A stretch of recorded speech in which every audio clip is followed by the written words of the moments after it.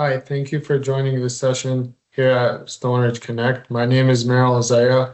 I'm a senior developer here at Stoneridge Software for the BC delivery team. In this session, we'll be discussing how we can utilize AI for BC development. We've created a demo that goes through a simple Business Central customization, and we effectively implemented it through the use of Copilot.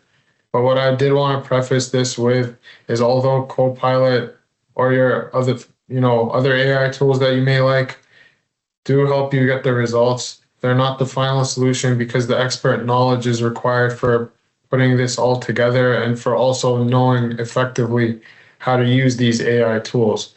So it's not meant as a replacement, for the expert in this, for the subject matter expert, but it's just meant to enhance the experience and to help us be more productive in achieving great work. So let's get started. Here, I've created a simple demo. The demo starts off with creating a table called client information. It's a similar structure to the customer number, just with less fields. And what I did was I just identified the field number and field names, types, and length in a spreadsheet. And then I went into Copilot and I asked Copilot, hey, could you please create the following table for me containing this field information? Now, there's nothing wrong with the traditional method of creating a table how you would in VS Code, whether it be manually or through a wizard. But I just found that, for example, if I'm gathering requirements and I'm already writing them down and I just have them saved, I can just plug it into Copilot here and it's just as effective, if not more effective.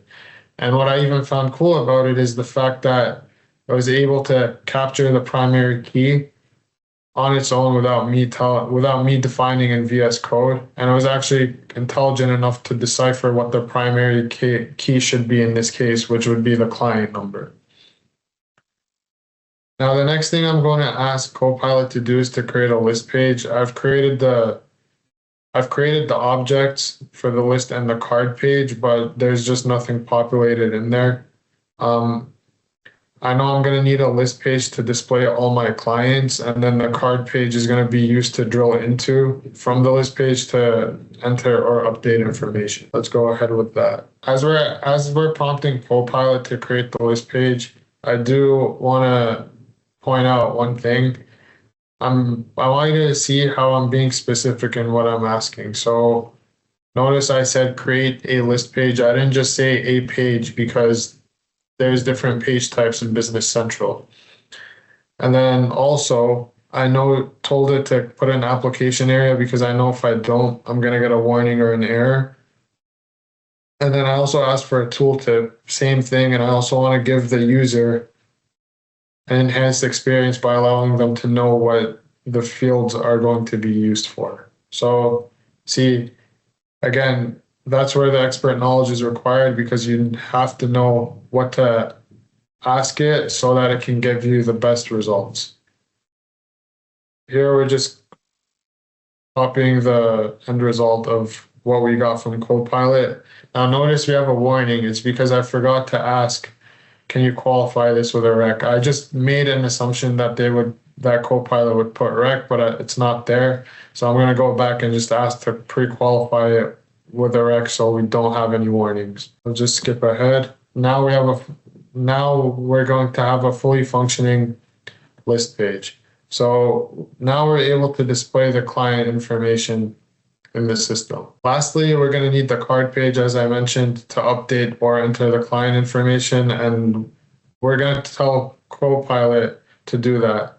What I like is that we don't need to tell it again what fields we need or whatnot. It's able to collect the information we have early in the session and decipher on its own. So the card page is created. You'll notice that the card page contains groups. Those represent the fast tabs on the card page itself. So this segregates the fields to have a better enhanced user interface experience. Like you can compare that with like the item or customer card. You'll notice the fast tabs that are there. I was able to determine what to call the fast tabs on its own, and based on the fields that were provided, even determine in which fast tab to put those fast tabs to put those fields. Obviously, if you have a different preference, you can change it, but I thought that was really good. Now, one thing is that you'll see here is I'm putting a card page ID. So the reason for this is I want to establish a link between the list and the card page we created, because the list page is not very effective if we're just listing the information. So I want to be able to create that link to the card page. So that's again where, yeah, Copilot did most of the work for us, but you know, you need the developer there to be able to come in and make those modifications. Otherwise, you have an unfinished product. So before we resume the video, in this, we're going to be erasing the client information table, and then we're going to be bringing in information that was created from a text file. If you're wondering what the purpose of this is, it's basically to embody what it would be like if we were doing an upgrade from Nav to Business Central or a re-implementation. So traditionally what you would do in an upgrade scenario, if you want to bring over similar customizations from Nav, is if you have BC14, you could effectively use the text-to-AL executable. Now, depending on how your upgrade or re-implementation might look like, it might not be totally effective to use text-to-AL. For example, in my case, now this is a custom table, but in most cases, a lot of clients don't want to bring all their customizations one-to-one from Nav to Business Central. They want to basically re-implement and only bring in the ones that are completely necessary, because they might have had some customizations drop off from all those years that they're no longer using. Now, during the life cycle of the project, the client might not be able to fully identify what those customizations are that they need or that they don't need. So they kind of discover them as the project goes along. So when I'm working, I don't have BC14 installed locally. So if you don't have BC14 already, then the method I'm going to show you is going to be effective in terms of an upgrade or a re-implementation. Now I have the BC14 in a server, but what I would have to do is every time RDP into the server, open up the command prompt, basically navigate to where I have BC14, and then run the executable for the objects, the text-to-AL executable for the objects that I need to convert, and then bring them over to my BC project, and then, adjust the code so that it's compilable and it's working as a solution. Although now that works, but that takes much longer than what we're about to do here. So we're using the client information table again, same fields. The only thing that I've done is just done a small customization to it. We've added a table relation, as you can see in the postcode, and then we have a couple triggers, the on delete and on rename trigger. And then you also notice we have a lookup page and drill down ID that allows it to look up to that customer card that we created. So we're going to tell Copilot to convert this text, which was exported out of Nav, and basically bring it into and make it compilable AL code. I did want to also point one thing out. In a previous test case that I had done, I just asked to convert this text to Business Central code, and it brought a similar result, but it was not able to effectively bring over the triggers with the correct syntax like it did in this case. And that's because I wasn't being very specific. If I was specific, like in this case, then you'll see that the syntax is completely fine. I just made the assumption that Copilot would have been able to pick up on the fact that it is a table through the text. And it did, because it had originally brought over a table object, but there was errors with the triggers and I had to resolve them. So a lot of times it's not that it's not able to come up with a solution. It comes down to how we ask for the solution to be. And so you'll see here, basically was able to bring over everything. You'll see it even created the table relation for the postcode.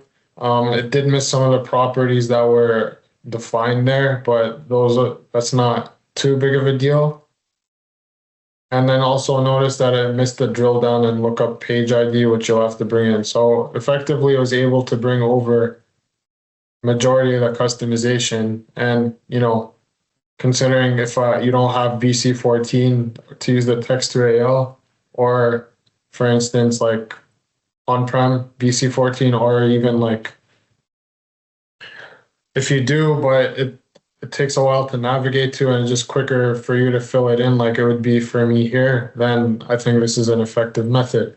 So these are just some examples of how you can easily use Copilot. I'd encourage you to try to discover new ways that you could use it day to day for your development cycle, and see what ideas you can come up with. Before we conclude the presentation, I just want to point out that based on my experience in using AI for, VC development, I'd say the first thing is, and I've hammered this point, is be specific.